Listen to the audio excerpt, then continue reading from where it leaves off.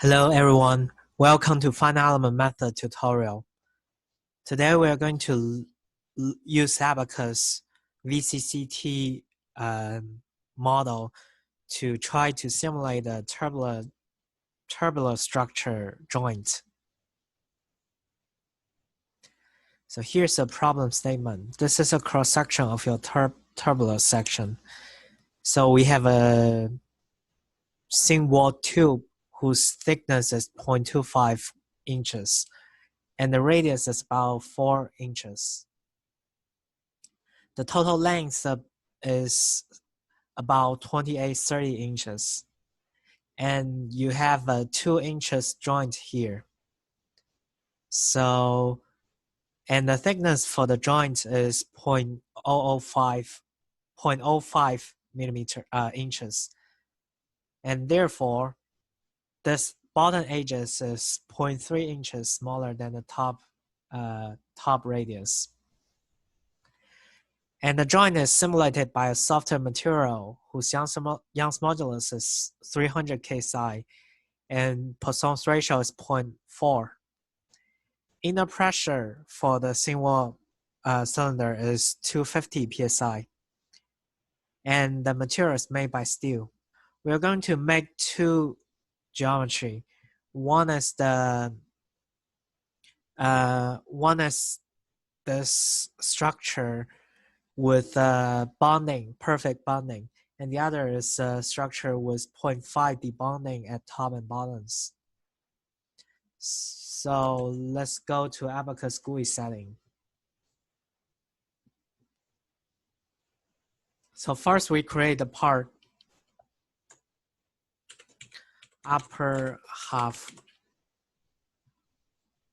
and the diameter is about 30. We use axisymmetric geometry shell. And this is our symmetric axis. We do the point, let's assume the middle of the bonding is 0, 0. So this will be 1 plus 13, 14, 0, 14. And then the radius is 4, 14. And you should have this point, which is 1, 14. Sorry, it should be 4, 1. And then 4, 0, 4, minus 1. Now connect all the points. And this is the outer surface for the upper half. So to create the inner surface, we choose this offset curve. And hit down, and the thickness 0.25 is the inner surface. So, okay. Now connect the two lines.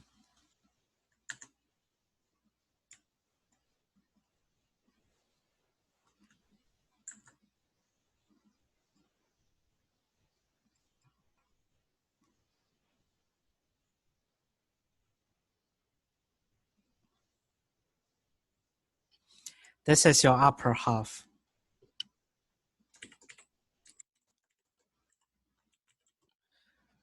And now we create a lower half. And this should be 0 minus 14. And then 3.7 minus 14. Minus 1. Sorry. 3.7 minus 1. 3.7 minus 0. 3.71. Now connect all of that.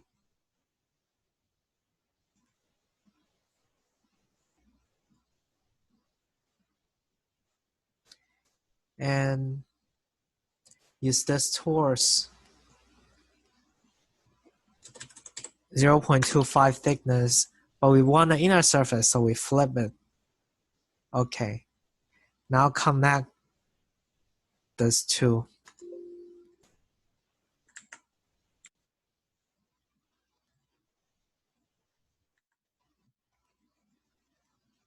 So this is your inner part. And finally, we need to create the joint. The joint is 0.05 in thickness.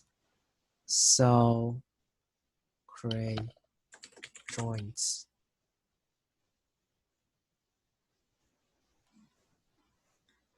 So here we use a rectangular tool. So 3.7 minus 1 and 0.05, so it should have 3.751.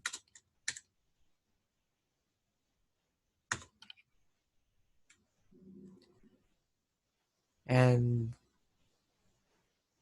this is your joint. Now we can go to property. Create property steel, which is 36 0.3. And for the joint material,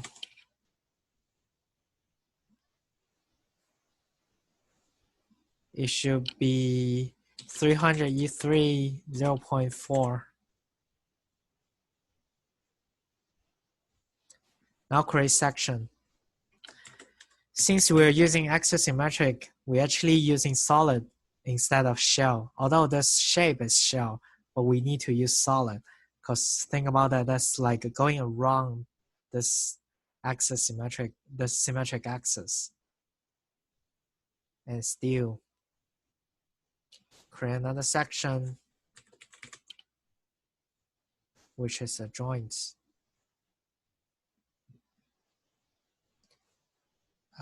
Just double check it's steel, and this is joints. And then we assign the section. First is upper half. We don't need to create set. Use the steel. And lower half, use the steel. And joint, use the joint. Now we can go to assembly. Create independent assembling.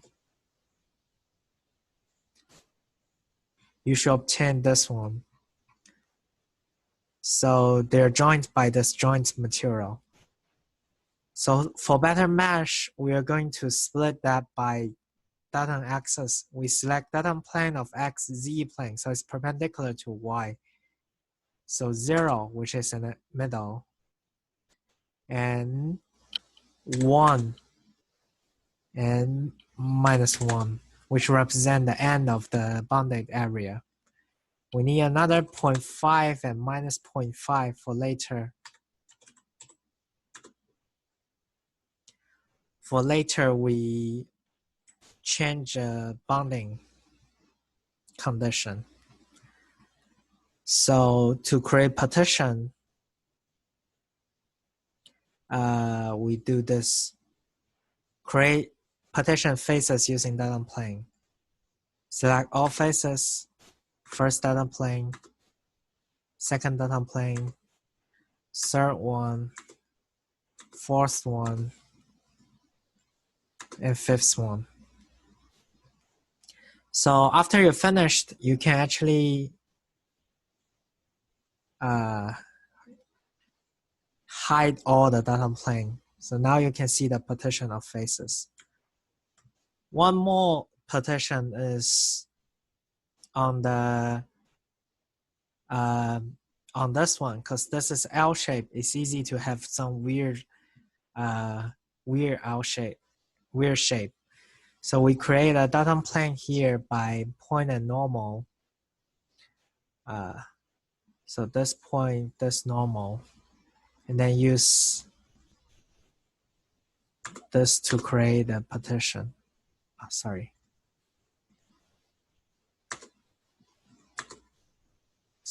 And same thing for the lower half. Choose this point and this normal.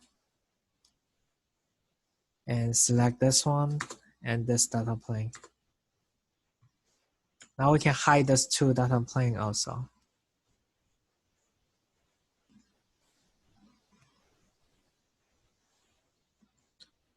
Oh, sorry, I haven't hit down.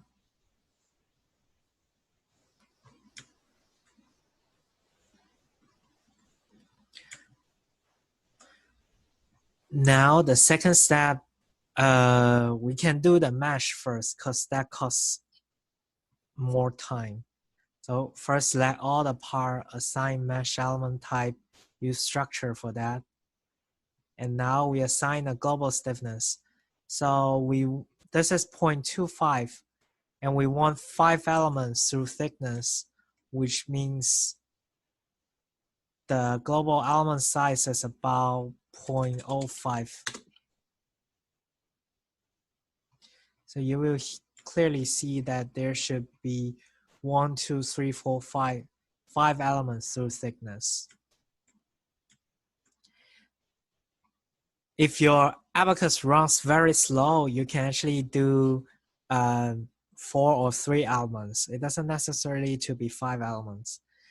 But you can see for the joints area, you also only have 1 element through thickness. That's not enough. So what we can do is, definitely you can keep like this, but we can finer the mesh by assigning a horizontal different line partition. We use by number, and we can do 3 here. And if it's 3, then it's around this element will be kind of long, so we want 3 times for all the horizontal line. We're going to do hold shift and select all those vertical lines. And from the by number right now is 10, we do 30 here. Now after you mesh, the middle surface will be kind of a rectangle. Sorry, kind of square. After mesh, you can see that this is square, this is kind of long, and the joint area is very fine. Now,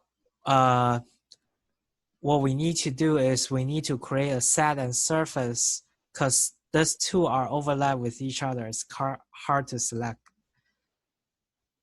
So select instance, select this part, and then leave only that.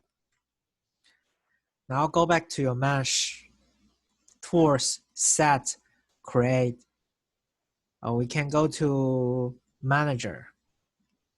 So we create first one is like, let's call it joint top. So it's the joint region with the top part, upper part. We select by feature edge here and then select this edge. This is going to be represented by, this is going to represent the bounded node.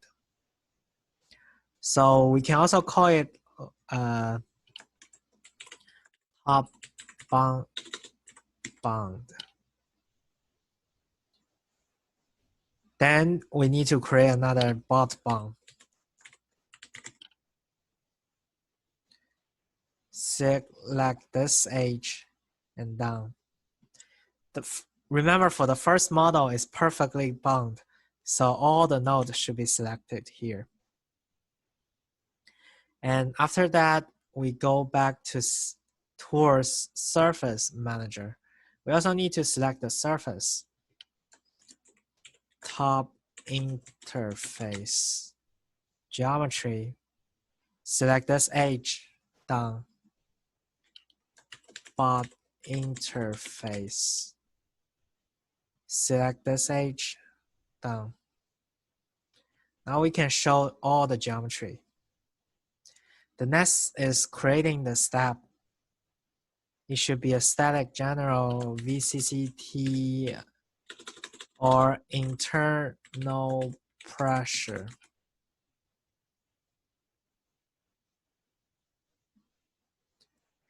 We can leave everything just default, but we need to turn on the nonlinear analysis. And inside your geometry, inside your field output, you can also include this at the fracture here. You can also increase the include the energy release rate and bonding stat. And now we need to create interaction, which is the VCCT. So call it VCCT criteria. So in mechanics, damage, sorry, I created the wrong thing. VCCT criteria. In mechanics, fracture criterion use VCCT, and then we don't want it to propagate, so we enter relatively large value for that. 1. And now we can assign the bonding, call it top interface. It need to be on the step. And the master surface is the long end. We choose it from here. Don't click inner end. It's easy to choose the other edge. Now we choose the bottom, the other contact surface, which we can directly select from here. And VCCT criterion at the bonding here, limit the bonding of slave node to be top bond. Similarly, create another bottom interface and select the long surface as the master and the short surface as the slave, and bonding is the bot bond. And now we need to assign the scene, which we can open the manager. So we call it top bonding. Debonding using VCCT. And because we don't have debonding, we can just assign here top and everything just leave default. But bonding bottom. And that's all for interaction setting. As for load, because the entire structure doesn't have a perfect symmetric geometry, it can move up and down. So we need to add a Y constraint to it. We want to minimize the Y constraint effect. So at the initial, we say Y constraint displacement. To minimize the Y constraint effect on that, we only select one point to apply the constraint of U2. And definitely we need to create a load, which is inner pressure. Need to in the load step and pressure here.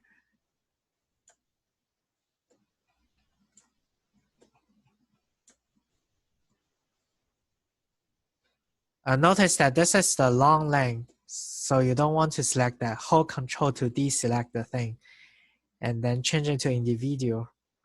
Select this one. We don't need this part, and also this line. And the internal pressure should be 250 psi. You should obtain loading condition like this. Mesh is fine, everything is good. Now we can submit. Let's call it VCCT no debonding. Since I have 12 logical processor, I can enter a 12 here. I don't have GPU computing, but normally if you include that, it's fine. So Once you submit, you can open the monitor.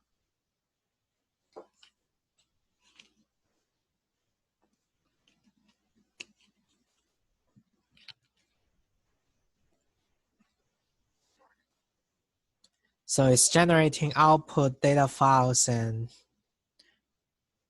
other things.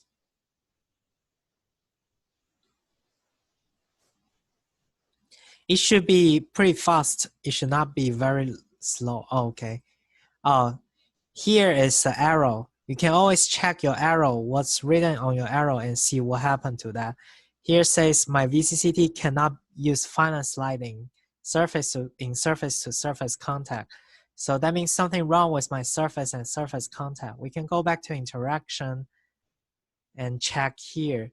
You should have finite sliding and small sliding. VCCT can only accept small sliding because they assume that the contact is not sliding. Change all of that to small sliding. Now we can run it again. That's how you make good use of your monitor.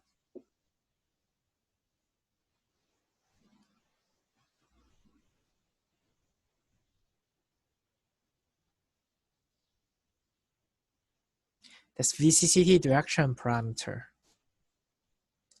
So this usually should not take very long time. It's already done here. So we can check the result. And I cannot see too much because it's kind of fine mesh. So we go to option common and use free edge. You can see the stress is concentrated. One means the stress at the corner and the top. And especially if you see S22, which is the normal stress longitudinally, the corner have a stress concentration. And also the bottom. If you see radial stress, you will see here and also the corner,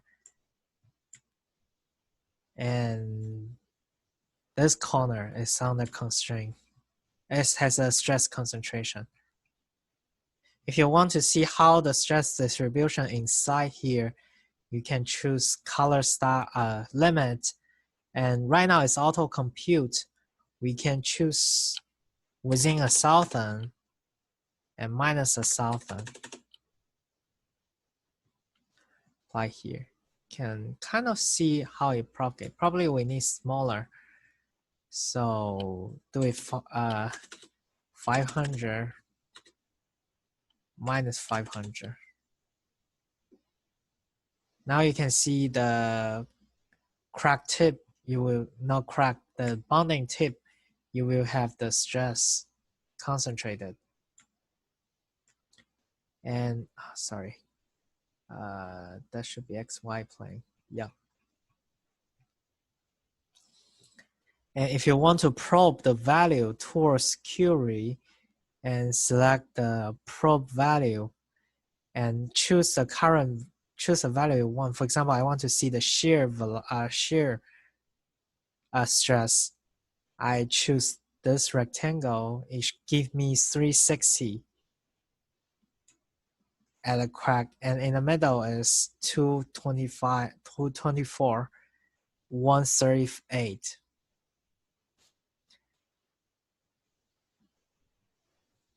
That's how you, that's the probe value.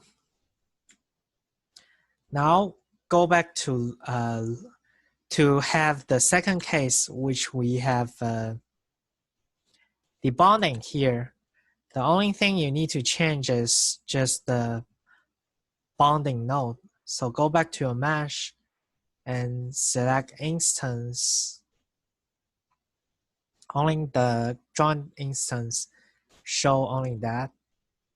And then at your tools,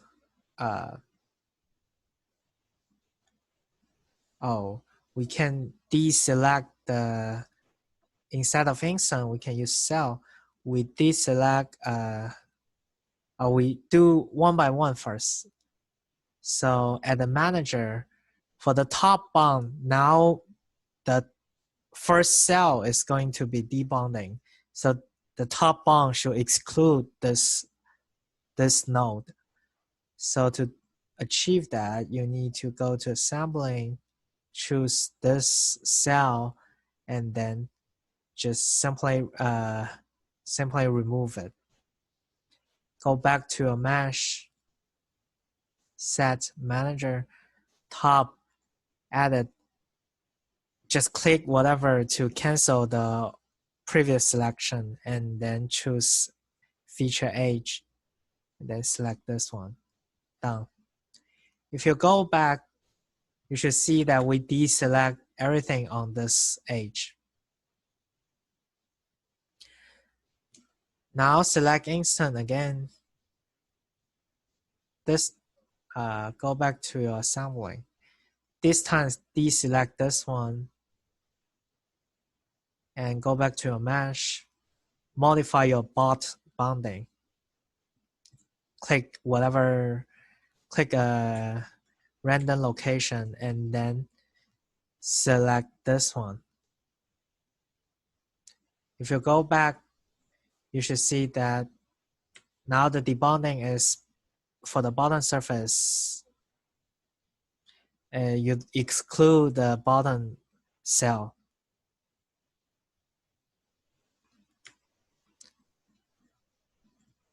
Now, nothing needs to be changed. Just because we already assigned everything, just create a new job, call it VCCT debonding. Similar settings for all of that. And just submit.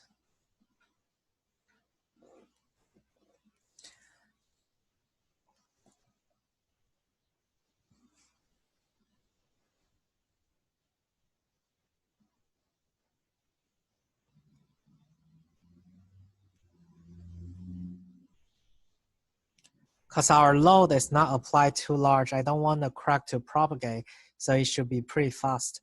It should not have any iteration. If you have iteration, it's either your VCCT material is too, like your critical energy release rate is too small, or your applied load is too large. You can play with those things until the crack not propagating. Show the result. And if you see the S12, you see this time the stress is concentrated in the middle because the top and bottom is debonded. And if you probe the value for the shear stress, this is almost zero. 327 is nothing. And here, maximum can go to at around the tip of the crack. Maximum can be 700. Compared to previously, we have 300 something. It almost doubled the shear stress. And while the rest of your geometry doesn't have too much change. This is the whole video for using VCCT to simulate the how the stress distribution for a bonded tubular structure. Finally, we are going to see how do we post-process the data. Since we already get energy release rate for the top and the bottom, you can see we have energy release rate G1 and energy release rate G2. And in this model, G1 is equal to 0. So what we are going to do sometimes is we need to see the percentage of G1 and G2 respect to the total energy release rate. So what we're going to do is we're going to create the field output from the tour field output create from field. And let's call it G1 ratio top. And choose the step as the internal pressure. And then the frame, we only have one frame, so choose the one. And what we are going to do is first you need to see which one is the top. This one is G1, G1 of top. So we use this one, divide by bracket this one plus this one. And since the denominator can be a 0, so we need to plus a very small number. Let's call it 1e minus 415. So click apply. And it will create the step. And then also we do the same thing for G1 too. So call it G2 ratio top. So this is the top of G2. So this one divide by this one plus this one plus 1e minus 15. Sorry. And G1 ratio bottom. And the formula should be bottom divide by bottom plus bottom plus 1e minus 15. And G2 ratio bottom. So this one you should have this divide by this one plus this one plus 1e minus 15. After you get all of that, it should show in your section step. So now we can go to result field output and select your step from the section step. Section step is something you manually create to show the result. So we can show G1 ratio bot first, which is 0, and G2 ratio bot, which we have maximum of 1, and it should be here. And G1 ratio top is all 0. And G2 ratio top, maximum value is 1, which is here. And the reason we have this distribution is because we manually add 1e minus 15. So anything below 1 can be considered as very small, nearly 0. So that's it about how to post-processing the data.